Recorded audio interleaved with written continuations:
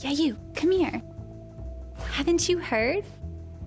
We don't need to hide anymore. Now, we can shop privately for adult products at adamandeve.com. They've got massage oils, lingerie, and lots more we can't mention here. Use offer code SPICE404. They'll give you 50% off almost any one item, 3 free DVDs, free mystery gift, and free shipping. That's 50% off, free shipping, and more. Private shopping starts at adamandeve.com.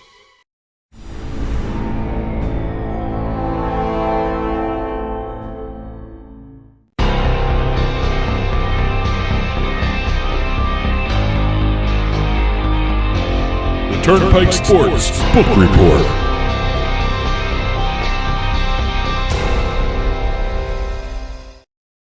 The Turnpike Sports Book Report is brought to you by BorgataSports.com. Your favorite casino is now your favorite sportsbook. Available anywhere in New Jersey, BorgataSports.com.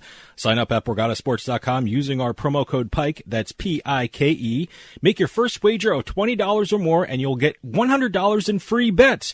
That's $100 in free bets when your first wager on Borgata Sports is $20 or more. Get into the action with BorgataSports.com. Must be 21 years or older and in New Jersey to place a bet. Terms and conditions apply. Gambling problem? Call 1-800-GAMBLER.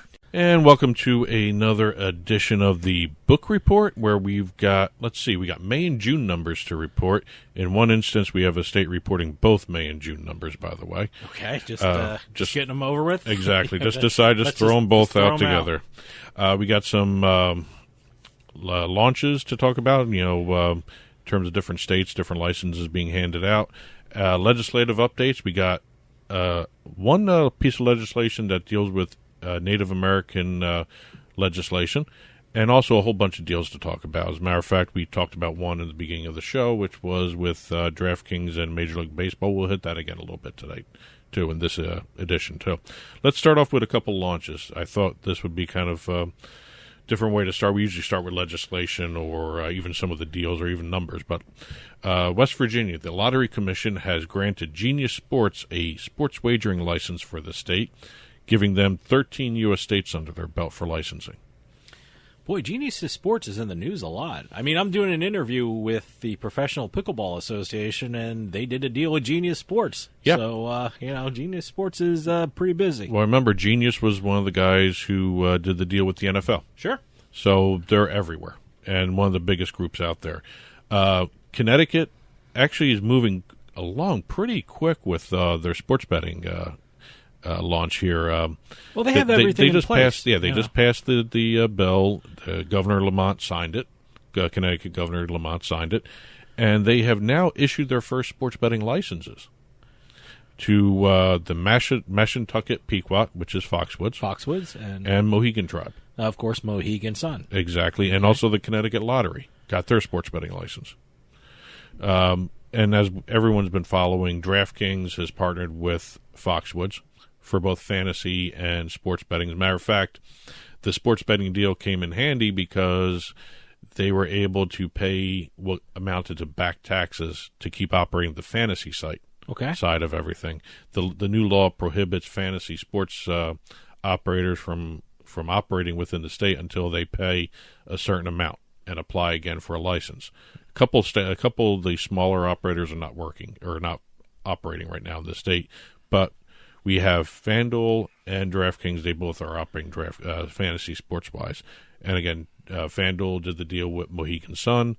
We're going to be seeing some stuff there pretty soon towards the end of the year at that casino.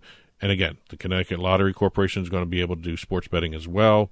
They haven't announced their partner yet in terms of who's going to be running the sports betting operation, but that could happen anytime. I mean, that could happen even by the time this airs this week. Connecticut's talking about online casinos and online poker, too, so they're really, when you're talking about gambling expansion, Connecticut's really going all out. Well, it's going to be curious to see how quickly they launch the poker part of all this. Yeah. Because, the idea with poker is if you get online poker, you automatically have to start thinking about the interstate compact. Sure. I know Michigan and Pennsylvania are starting to work something out. So it'll be fun to see exactly where Connecticut goes. I mean, it's about time they've had online gaming. They've had casinos for God knows how long now. And, it's been kind of surprising they didn't jump into the online casino biz earlier than this. Yeah. Well, Going over to Indiana, and I found we had a couple vendors registered. Those are the guys who can actually push players to the sports betting sites. I thought this list of vendors out of the new crop was interesting. Dawn Patrol, which runs the website Sports Chat Place. okay. Not a bad site. I've actually looked at it. It's a picks place. Oh, I'll check it out. The American Ultimate Disc League. Frisbees.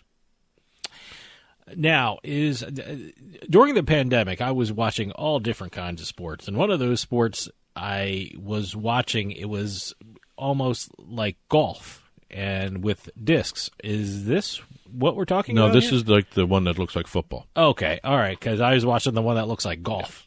Well, reminds me of golf. Well, the AUDL is now a registered vendor with the state of Indiana, All right, as is World Wrestling Entertainment. great. So some interesting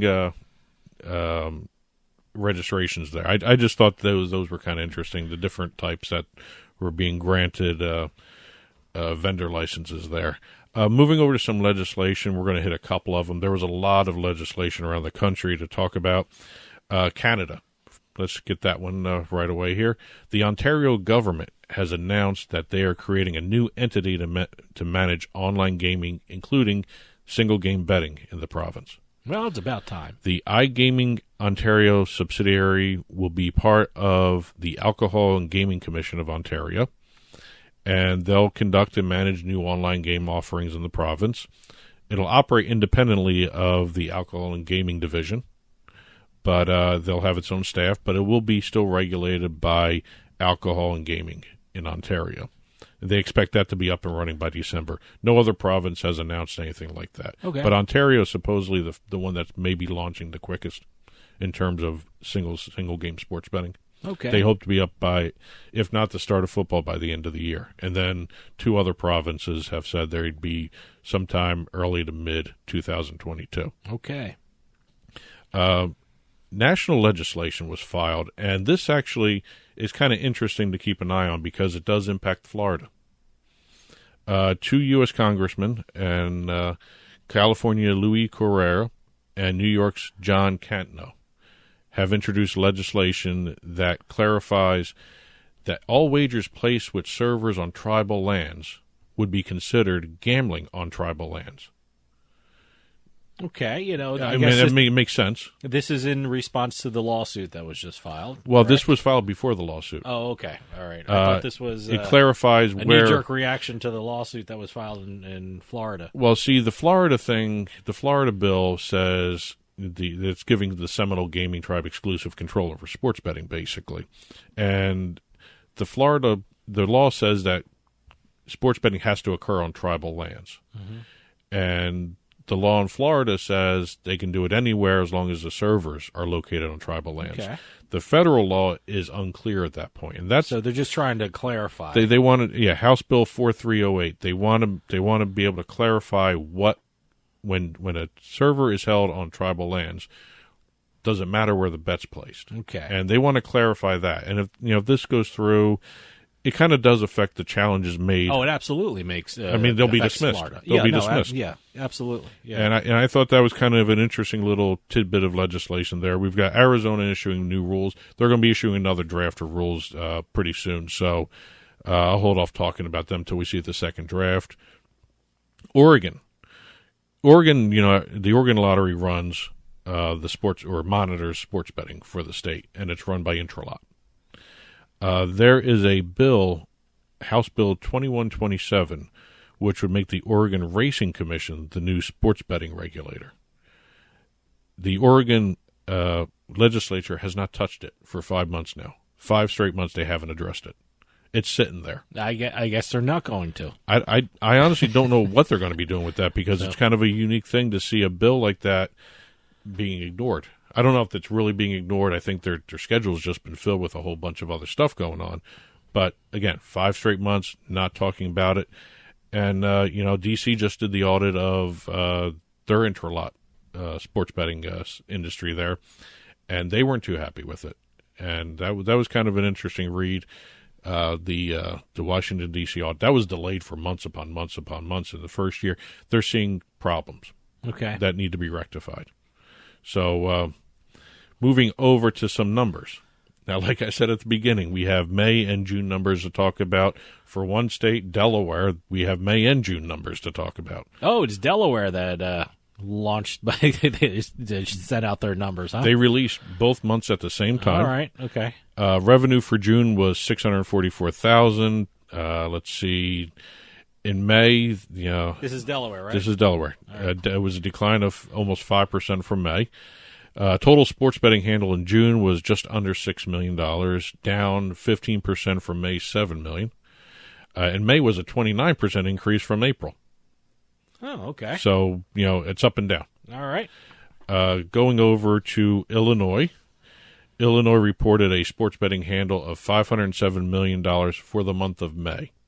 This is May. Okay, this is May for Illinois. Illinois is always 2 months behind everybody All right. else. Okay. Fifth consecutive month of $500 million handle. And them and New Jersey were the only two states to reach $500 million in monthly handle for 2 straight months. Wow, great. Nobody else has gotten close to $500 million, except these 2 states. Nevada hasn't gotten close to $500 million in handle? Really? Well, here we go. I'm going to go right through. Oh, you got Nevada. Okay. I've got the numbers for the month of May in terms of national rankings. Top 10 sports betting states in terms of handle for May of 2021.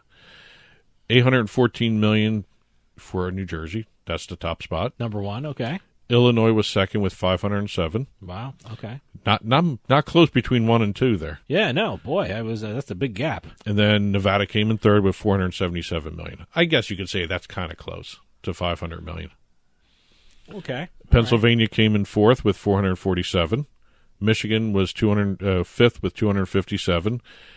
I'm actually surprised at Virginia. Virginia's in the top 10 now. 226 million. They were ranked 8th. Colorado dropped down to 7th. 248 million. So, May numbers kind of, indicative. The year to date for 2021 is very interesting. You have New Jersey still at $4.12 billion in terms of rankings for sports betting handle year to date. Nevada came in second there, $2.78 billion. Illinois was third, $2.77. Pennsylvania, $2.61. Virginia, again, 8th, $1.09 billion. They just crossed the $1 billion mark. Okay. That's terms of handle. And then Iowa rounded out the top 10 with 687. Tennessee was in there as well. Indiana, Michigan, they were all there. All right. Top 10. You're starting to see who is doing what now halfway through the year in terms of who's performing better. And, again, New Jersey's outperforming Nevada all year so far. Well, look, I'm still waiting for New York to launch their mobile sports betting, so I'm curious to see what the numbers look like once New York enters the mobile sports betting market world. So we'll see. We'll see. Let's talk June numbers a little bit, and we're going to hit the state with your favorite sport, Oregon. Is this table tennis? We have table tennis to talk about. Oregon, okay. Before we get to table tennis, we're going to do the June sports betting handle at $24.9 million. That's down 10% from the previous month.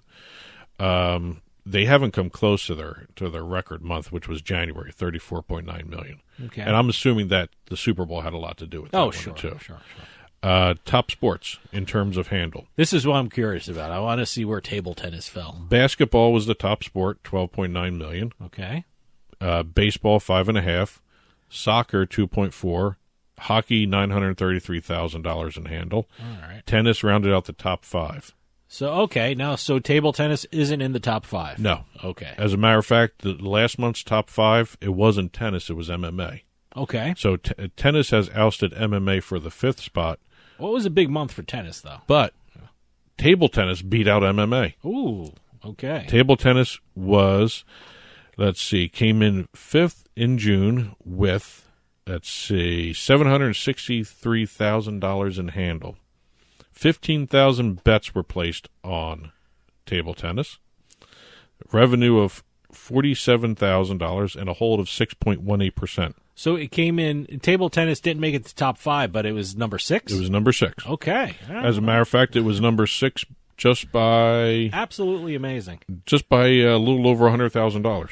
So Oregon and Colorado are the biggest states for table tennis, right? Yes, I yes. mean, that's safe to say, right? I'm actually surprised at the average bet. $50 on table tennis, the average bet. Yeah, I don't know enough about the sport to make a bet like that, but Well, somebody does. Good for Somebody Oregon and does. Colorado. They're making money off of table tennis.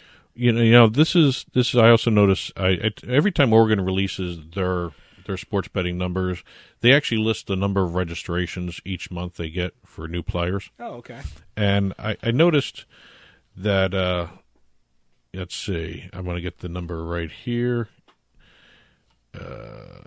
Number of active players decreased between June and May, just slightly. 19,806 registrations were done in May. 19,043 were done in June. Huh. So they're getting a steady stream of people signing up.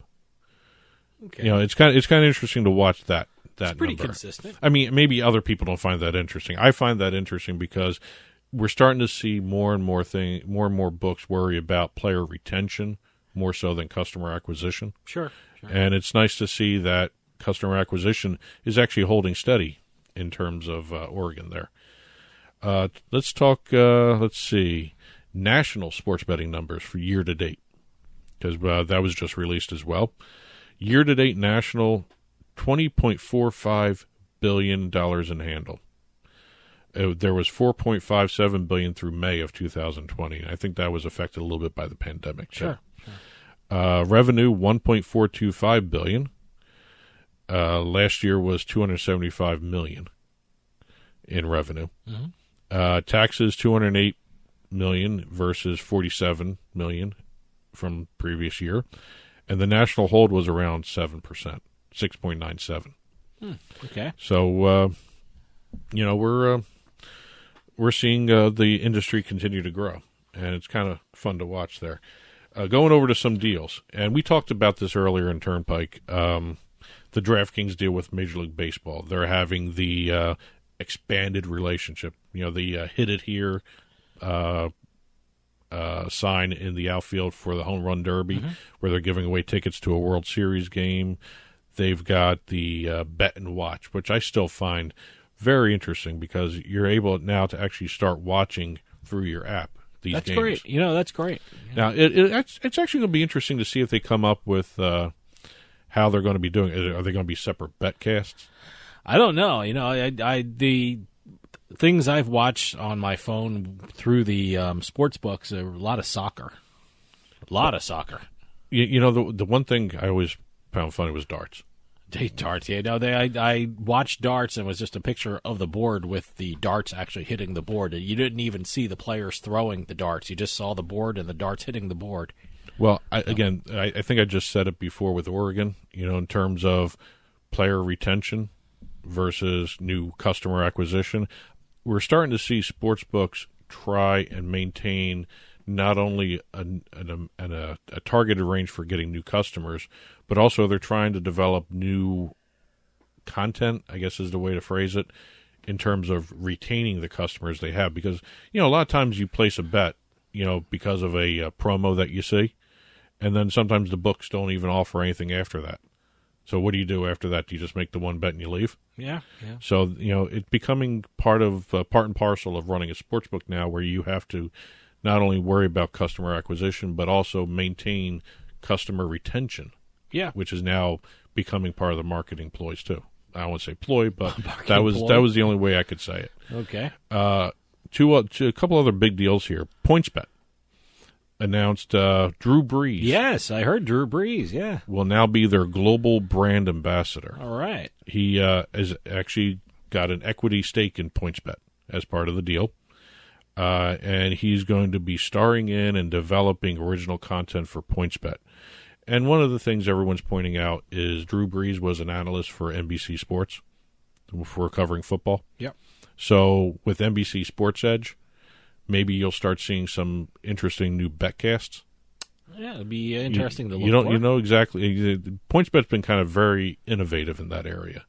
And Drew Brees probably has one of the most unique perspectives on football, at least. Just playing so long. I know PointsBet does a lot with the Philadelphia 76ers broadcast because being in New Jersey, you see a lot of the Philadelphia broadcast. So they do a lot with the 76ers pre and halftime and post game. So they're also going to be doing watch parties with Drew Brees, all that. Great. And now, since you mentioned baseball, WynnBET did a multi-year partnership with the Colorado Rockies. Oh, okay. They're going to be the sports betting partner of the ball club, and they're going to have a wide range of different promotions and different giveaways, that sort of parts of this deal. WynnBET will host several premium hospitality events and experiential activations. What the hell does that mean? Well, experiential activations, they're going to have stuff at the ballpark. Okay, all right. There's going to be a promo somewhere. They're going to be doing giveaways. I almost prefer they say we're doing stuff at the ballpark. I love the marketing terms that they have. Well, they're going to be doing stuff at the ballpark. They're going to be doing activations. All right. On the main and external concourses at the home stadium of the Rockies. Is that Mile High? No, that's not Mile High. It's Coors Field. Coors Field. Well, I haven't heard that term Mile High in a long time. Boy. Well, shows my age there. But let's see. They're also going to be doing a contest for fans to get select memorable moments, such as throwing out the ceremonial first pitch, participating in on-field ceremonies.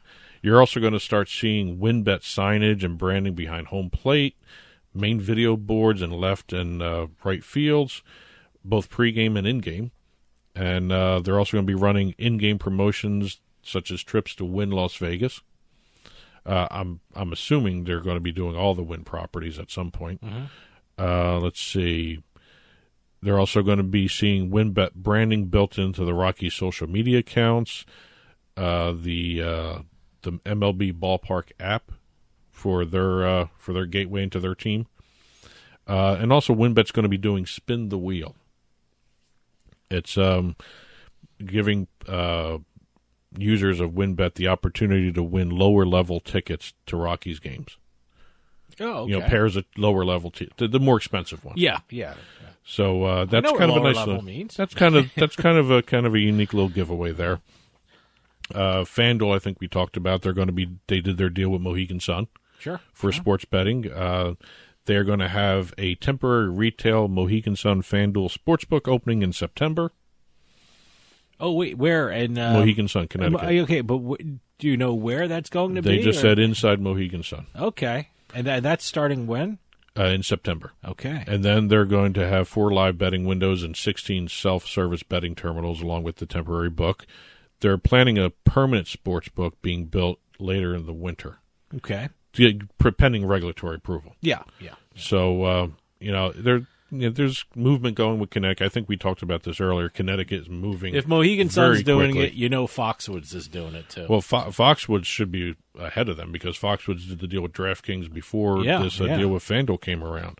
So, it's going to be fun to watch to see exactly where this goes, and especially with the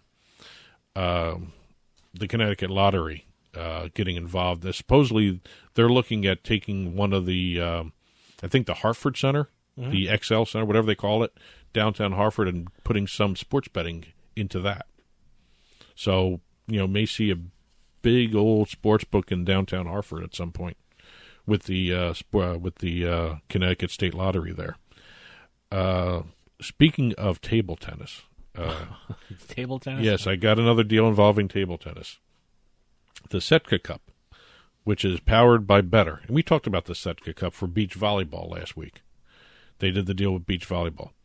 They have now announced a deal with the Prague Table Tennis Association of the Czech Republic. So we're going to have even more table tennis to take a look at. You're going to have daily tournaments, and they are now officially recognized and supported in the European Union for table tennis contests around the European Union. Let's see. We also had one last little thing here. Ellis Game Tech has now purchased U.S. bookmakers. Okay. $12 million purchase price, plus there's also a lot of stock purchases are being made available to U.S. bookmaking, and congratulations to them. They have been one of the mainstays in the sports betting industry since this began, and that's a huge payday. And congratulations to that. Yep. Delaware North also did a little deal with a company called Gaming One to create GameWise. It's an online casino and sports betting platform that can be done as a turnkey style platform.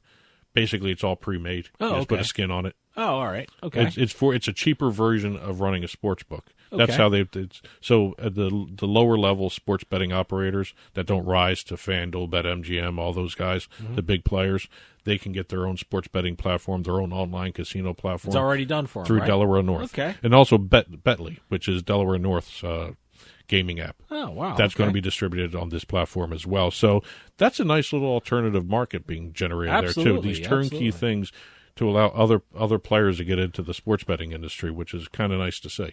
Great. That's it for this week's book report. There were lots of other stories we didn't get to in the time allotted. Head on over to turnpikesportsradio.com, click on the blog button, and you'll be able to see all these stories that we did talk about and stories that we didn't have a chance to in print form on the blog. And that'll do it for us this week. We'll see you next time on the Turnpike.